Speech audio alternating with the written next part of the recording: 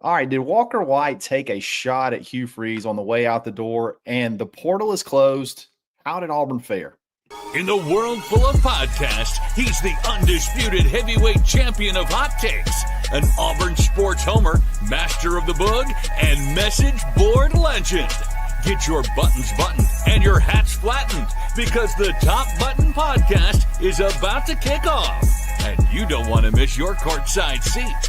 Now, here's your host, Charlie Five. Yes, sir. We're back. It's another episode of the Top Button Podcast. I'm your host, Kyle Rush, a.k.a.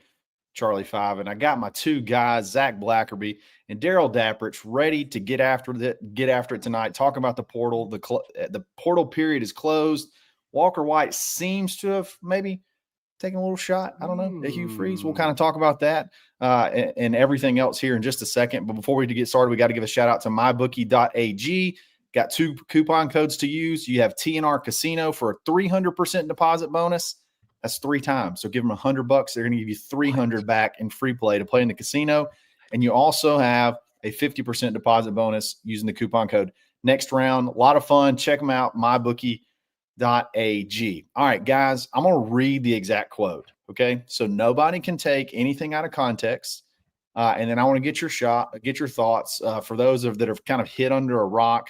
Pete Thamel was the one that put out the information that, Walker White was going to possibly sign with Baylor. And then he gave a quote.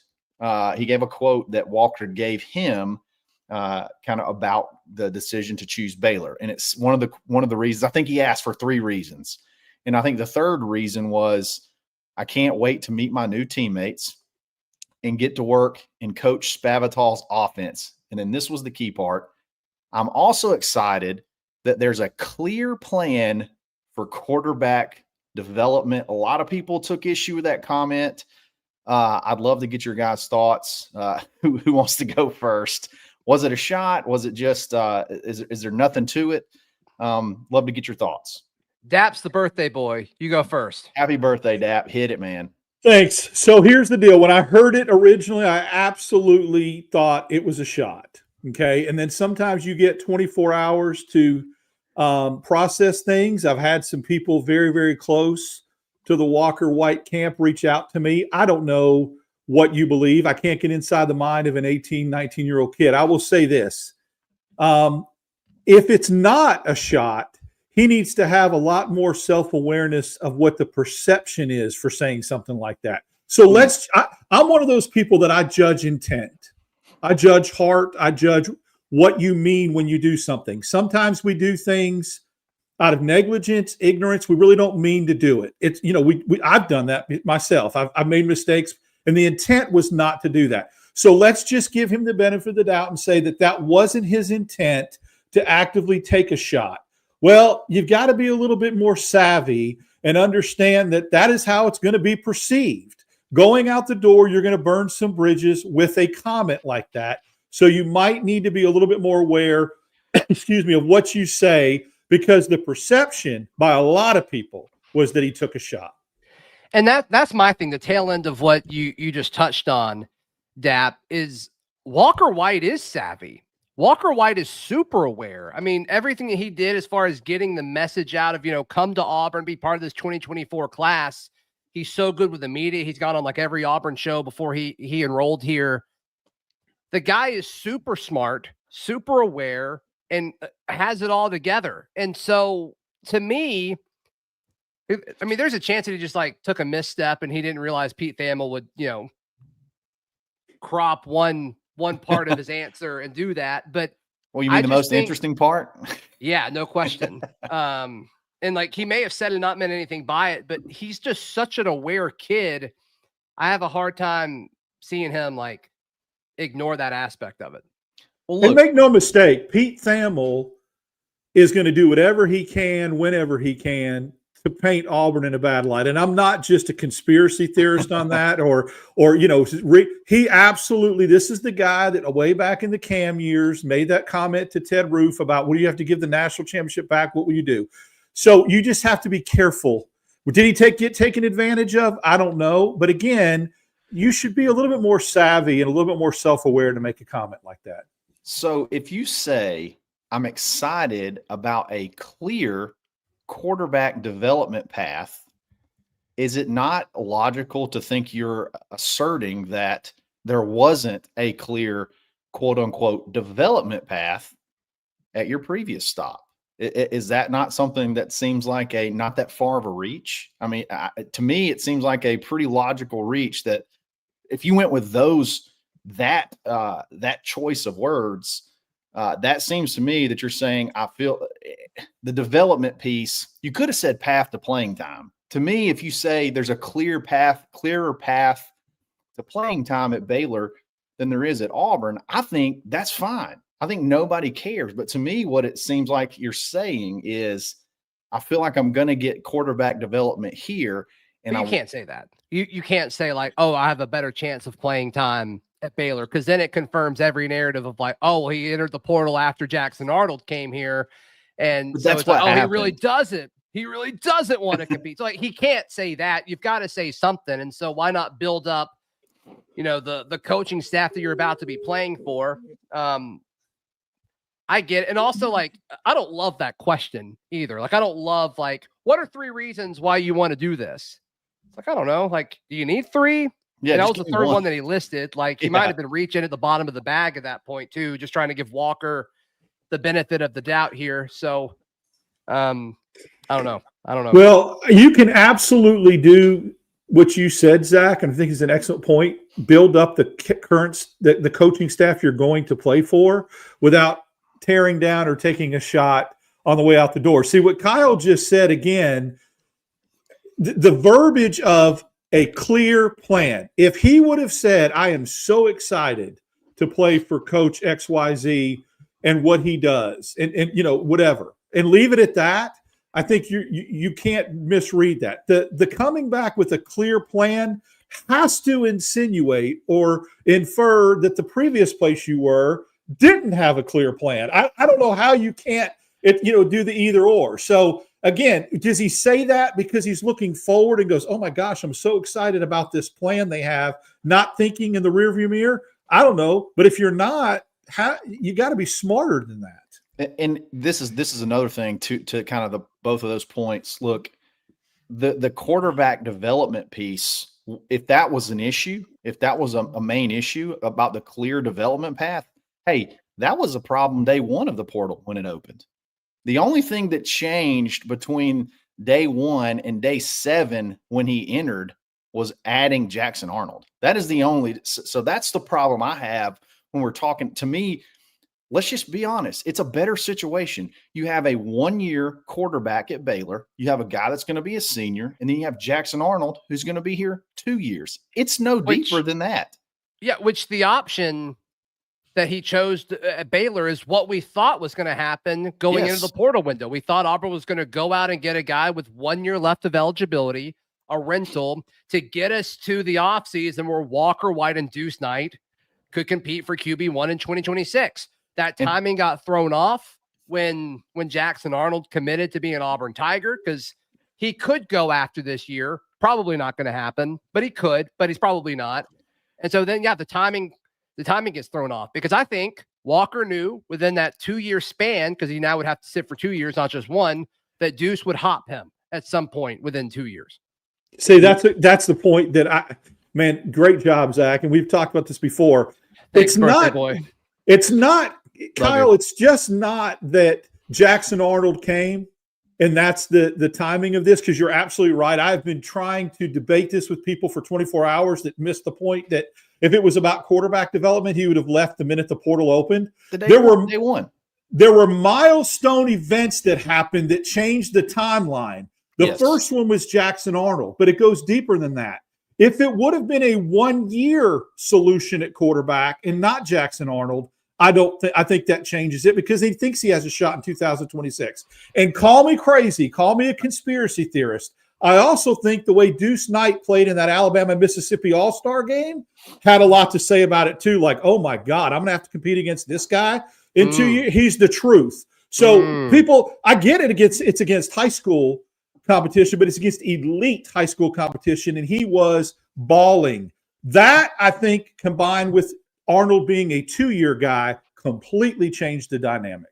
And it very well could. I can't remember the exact timing of when the Alabama-Mississippi All-Star game was going on and this decision happened. But the only thing I know is all of the things that were listed were if they were an issue the day that a portal opened.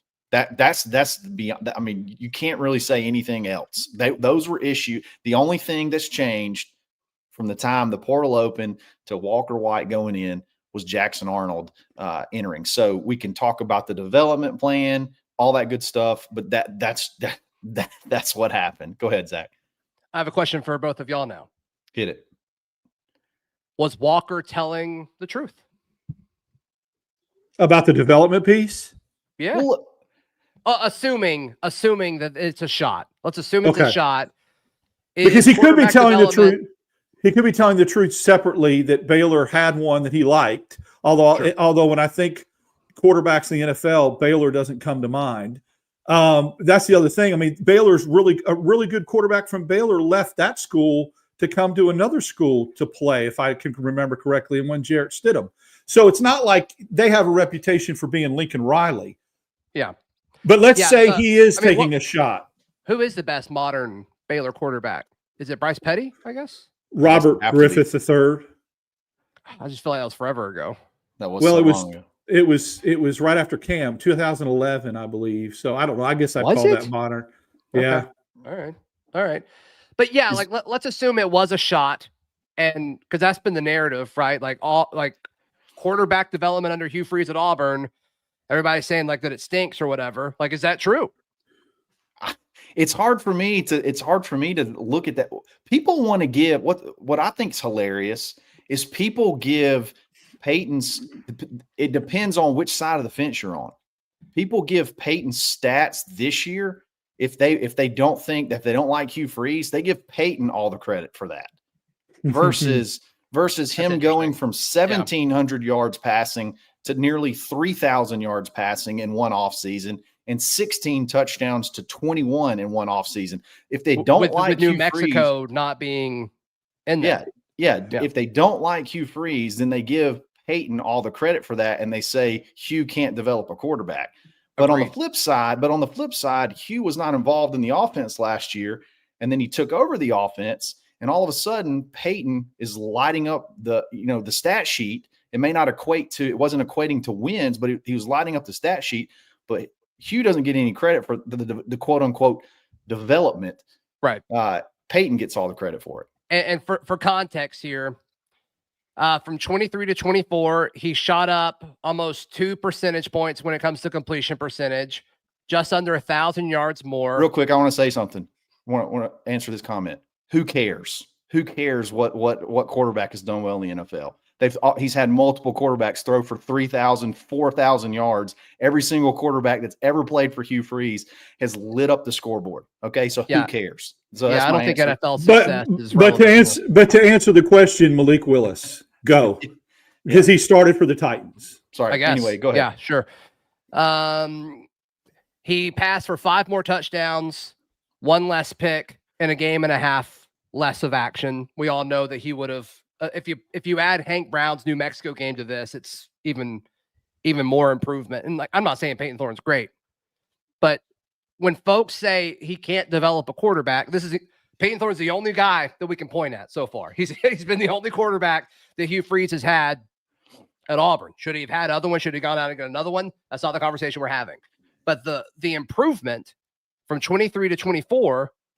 I mean, statistically, it's pretty substantial. So I guess my question is, like, for folks who say Hugh Freeze hasn't developed a quarterback at Auburn, that's our only sample size now. That's it. Now, if you want to argue evaluation and stuff like that, I can have that conversation with you. Maybe you thought too much in your abilities. Maybe you thought too much of yourself, or maybe you thought you could fix some things that weren't completely fixable. If we want to have an argument about evaluation, that's totally fine. But I'm with you. Your sample size is one off season. The evaluation I think was off. But what did he do? He hired Will Redmond. Yeah, and you go out and you fill up your quarterback room with a consensus 5-star, another 5-star high school kid, and then a kid that's seasoned, got a lot of experience, 2 starting years at Stanford. And I don't know whether or not it's better.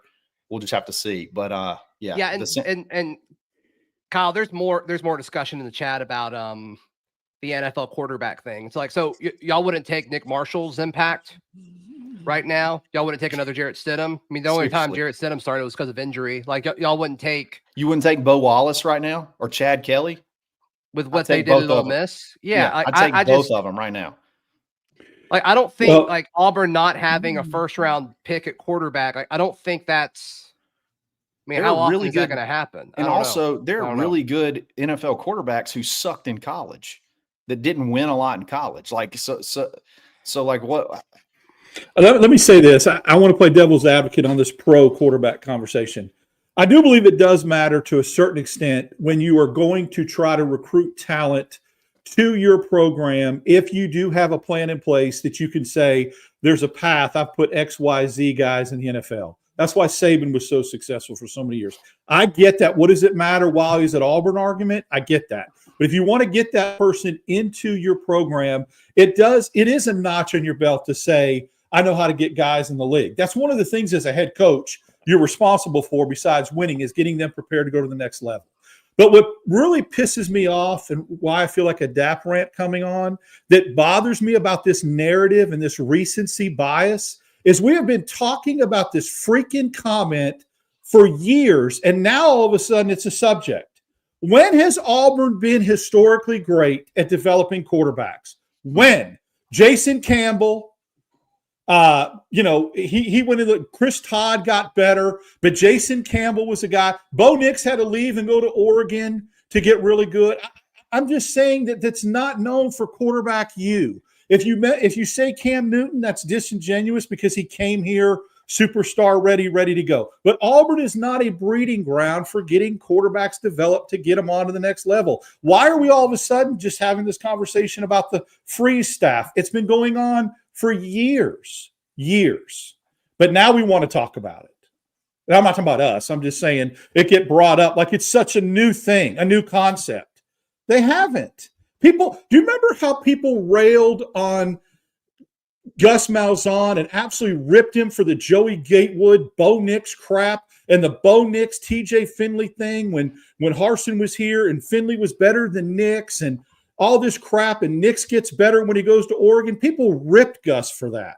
But now all of a sudden have selective amnesia and it doesn't come up. I get it. I think it's a good point. I think I'm going back to. Sorry, Kyle. I'm so sorry. I'm just for a second. I want to go over the last few national championship winning quarterbacks. Okay, if y'all don't mind. Sure. Michigan, JJ McCarthy. Like we assume he'll start in the league once he gets healthy. Whatever. Georgia's 2. They were both Stetson Bennett, correct? I think so. Yes. Were NFL teams dying for Stetson Bennett? I don't think Carson Beck has one. Now McCarthy was a first round. McCarthy was a first round pick, so we need to make that disclaimer. He hasn't played yet, but I think he will be. 2020 Alabama was Mac, right? Who stinks as a Pats fan. Like, thank goodness he's gone. 2019 Burrow, that's fine. 2018 Clemson, was that T-Law? That's fine. 17 Bama, was that Coker? I think that was Tua. 14 was okay. Got to go farther. 17 back. Was Tua throwing the touchdown at the end. That's right. Tua coming in. 14 was Coker. Yeah, and then you look at what Bama was able to do with Coker, and then who's the other guy that should have been a running back? Blake Sims. Blake Sims. Yeah. So like, I don't know if that like. I think that's just a strange argument. I don't know. And here I want to go back to I'm going to touch on the NFL thing and then we're going to move on. Okay. So you can only get what you can get at the school that you are currently coaching at. Okay. Ole Miss, other than Eli Manning has not really been a school that can really bring in up until late, because Lane Kiffin has been able to bring in big time quarterbacks. Is not really a school that can typically brings in big time NFL prospect quarterbacks. So what do? You get who you can get and you maximize everything they can do. You look at Bo Wallace, again, Chad Kelly. You go to Liberty, Stephen Calvert. You take Malik Willis, who couldn't even run a read option at Auburn, and make him a draft pick. The idea that Hugh Freeze cannot develop and maximize whatever talents you have is just silly. It's silly. It's not even remotely accurate. And then now you're at Auburn, where Auburn has been able to get a Jason Campbell, has been able to get a Jarrett Stidham, has been able to get a Bo Nix, who are guys that are guys that come in with a lot more talent than typically you would be able to get at his other stops at Arkansas State. So now we're actually at a spot where we can see what can happen when you actually are able to recruit a 5-star quarterback in and be able to develop them to get them into the NFL, hopefully to the NFL. But I mean, honestly, I think it's a bigger indictment. I mean, to me, if you can't make it into the NFL and Hugh Freeze is the difference. You're throwing for 4,000 yards in college and you go to the NFL. To me, that just screams how good of a quarterback coach Hugh Freeze actually is. That you can't replicate the success without him. But anyway. Well, you said something that you didn't even realize you said, that you just unlocked a really, really key point. You've just kind of wrapped this up. Everybody loves the development that Lane Kiffin does at quarterback. You just said Lane Kiffin brings in quarterbacks and brings in good quarterbacks, right? So that's the standard. Yeah. Where's Matt Corral? Where's Matt Corral? I think great college career. Is he starting in the NFL? No, I think he's in the XFL or USFL. He's not even a blip on the radar. So here's this quarterback guru in Lane Kiffin, quarterback whisperer that everybody worships, that everybody thinks can get it done. Yeah, he got Jackson Dart. Matt Corral was really, really good at Ole Miss. Where is he now? It's a great question. Thomas Jones, I don't see your comment. Hit it was again. A sticker. It was a sticker, I think. So I don't know if it shows up as a comment. Hit your comment one more time, Thomas, and then we'll definitely check it out. But yeah, that's so. I guess what's the consensus on going back to the start of the conversation? What's the consensus on the Walker White thing? Was it a shot? I don't think it was intentional. You don't think it was an intentional shot? I don't. Okay. I think it's just because I don't want it to be. What about you? Final question. Final answer. Sorry. I think there was no self-awareness, and it was probably a subconscious shot. Let's put it that way. Yeah, I think it was a shot, 100%. There's no way. With as savvy as he is, the choice of words was a shot to me. But yeah, he'll get a chance. He'll get is it a home and home with Baylor? Yes. Yeah. So a chance he could be at Jordan-Hare. Yeah. Hopefully the clear path to development will get him to a starting quarterback role for 2026 when he comes to Jordan-Hare. I think that'd be fun. So we'll see. Gosh, that would be electric. Because the kid they have coming back that played a lot this year, played pretty good. I think he's coming back. He's a stud, yeah. Yeah, he's got 1 year left. Yeah. All right, the portal closed last night, and then we'll kind of maybe get in the comments a little bit. The portal closed last night at midnight. Overall, I feel like Auburn had 18 guys, and 2 of those, I don't even know that I would count them as going into the portal because I got my extra year of eligibility from JUCO that Auburn was already counting as gone in Keontae Scott and Percy Lewis. But you got 18 guys. Overall, Zach, how do you feel about, I guess, I just players going out? Like, how do you feel so far? I guess not so far. How do you feel about it? Because it's over. That you can't lose. As far as losses. Yeah, losses. Great.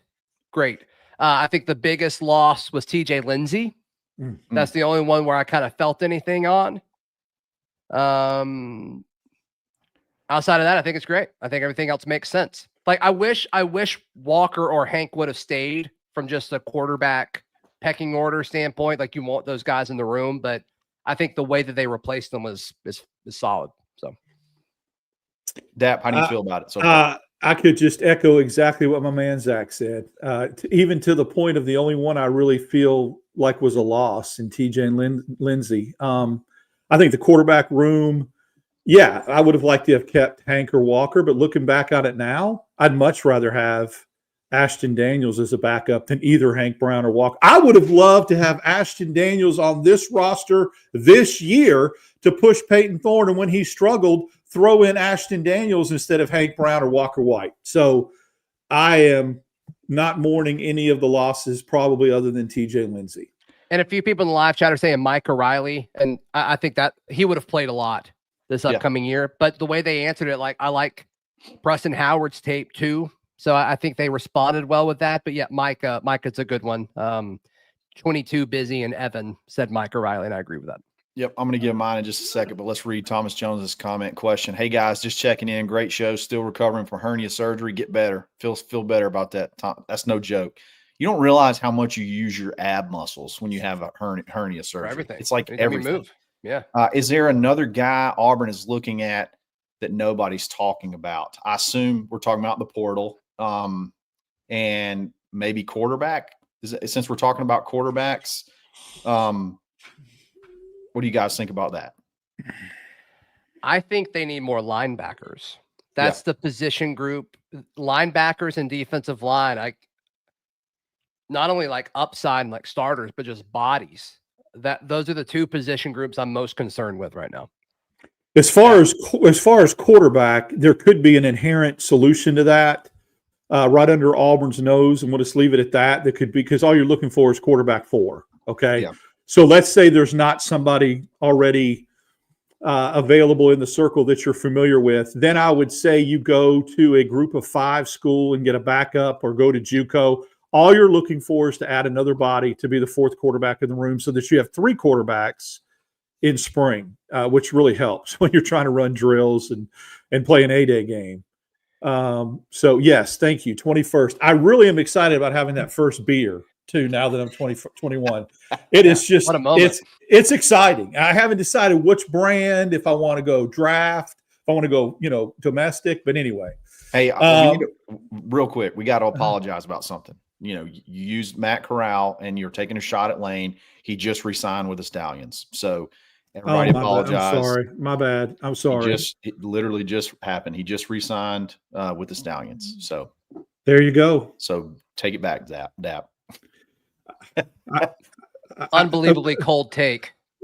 Yeah, I think the good old takes exposed. I think a true sounds like you already had that first beer. Am I right? I did. I think a true measure of a man is when they can admit they're wrong and say, "Man, I'm so sorry." At Birmingham Stallions, I apologize. 3-time world champs. I apologize for the disrespect. I think they're 3-time world champs. They've never lost a world championship, I think, if I'm not mistaken. I'm a lifelong Birmingham Stallions fan, by the way. So good for you. For 3 years. Matt Grosh, your quarterback. You should have said something.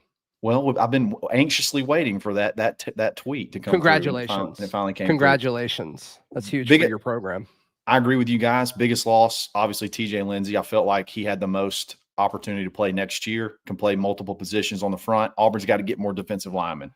You got to get it. I think you need another nose, and you need maybe a guy that could do both. Another guy that could be a Malik Blockton or a Philip Bleedy, that type of player. I think you need another one of those guys. I think if you told me, Kyle, you have to kick off 18 guys. You got to pick 18 guys to boot. I don't know how much different my list would have looked. I think it would have been fairly similar. I don't know that there's a huge loss. I wouldn't have kicked both quarterbacks. I probably would have kept Walker for sure. Just for I think him and Jackson are so similar. I feel like that would have been an easy transition, but whatever. I get why you made the move. Last thing, and then we'll kind of wrap things up. What's the biggest surprise of the portal season? It could be about Auburn. It could be anybody. I like to kind of flavor it towards Auburn, but what's your biggest surprise? What's something that you expected to happen that I guess didn't happen?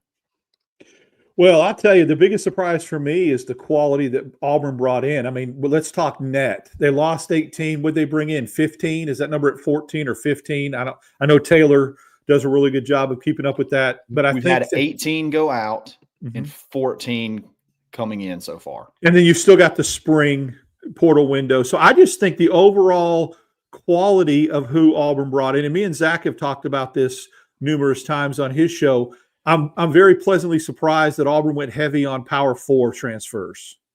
Ooh, and didn't try to get elite group of 5 guys that play up. They went and got starters on Power 4 teams, third-team All-Americans, offensive tackles that were mentioned in the USC Texas A&M bowl game of how Mason Murphy was missed. If you would have told me that you go get a quarterback that was a starter on a Power 4 team to be your backup, I would have had that White Claw at 21 years old. Yeah, that is kind would of have been big. Yeah. Zach, what's your biggest surprise? I'm going to zoom out, then I'll zoom in. I think the premium of the top guys was more dramatic this portal window than I thought it was last year and even the year prior to that. Like, you had your money and, like, I guess just drop off. Like, you had like one guy at every position that seemed to be way better than everybody else. And then like everybody else kind of seemed to be the same, which in my opinion makes getting Singleton way bigger than it may actually look. Same with and Chaplin for sure. And I know we got the number 2 tackle too, but I kind of think 2 through 6 are all kind of the same player. Chaplin seemed way better than everybody else. And so I guess I was surprised at the drop off, but I was also surprised at Auburn being the most competitive, I think, from an NIL standpoint in the portal. I think we all expected them to be spenders for sure. But as far as how competitive they were getting the premium guys, I think was a bit of a surprise. I'm with you. It did seem like there was a drop off at certain positions. I'll tell you my biggest surprise, and this is not a knock on either guy, because I think I didn't want one of them to leave, because I think them combined, they complement each other really well. But I'm really shocked that Auburn kept I guess a two-parter. I'm shocked Auburn kept both running backs. Mm-hmm. I felt like there was multiple times. Yeah. Mm-hmm. I felt like there was times at multiple times throughout the season where you heard so-and-so's leaving, or you heard the other one's leaving, or you heard if so-and-so's staying, then this one's leaving. And then at the end of the day, Auburn sold both of them on being like a 1-2 punch, and they're both going to be here. Now, I guess in the spring they could portal, they could wait till they see where they shake out on the depth chart, and then maybe portal after spring. But up until now, I was kind of expecting one of those guys to go elsewhere. So Auburn kept them, and then obviously Auburn keeping all the wide receivers after. That's a great. All of the free four.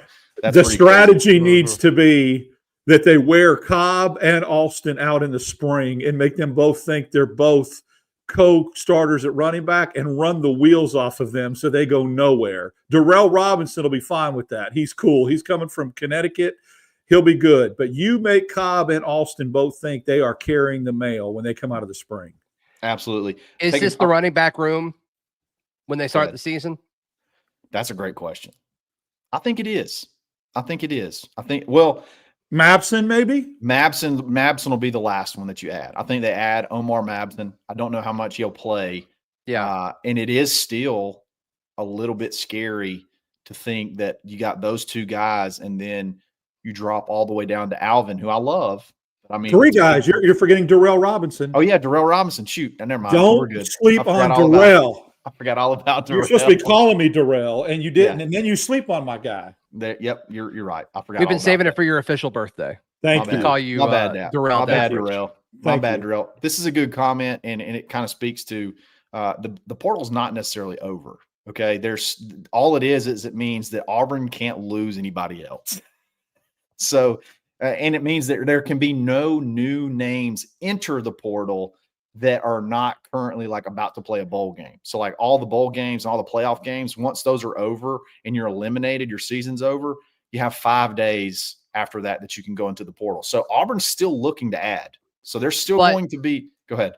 But that's only going to really apply for the next round of playoff games, not after that, because after that they won't be able to enroll at Auburn in time. That's true. You'll have – I think if I remember correctly, based off last year – the final cutoff. In other words, like day of class, something like that. No, I think it went on a little bit. I want to say there was you could almost go all the way to February before you could get into Auburn. So I don't know when the championship game is. I think Auburn's going to be done by then as far as like adding guys. I don't think you're waiting on somebody from the championship game or whoever's going to play in the championship game to go into the portal. But Sure. Regardless, you still got some time to add guys, but they got to get here. They got to get enrolled. I do know that most of the move-in dates are January 8th.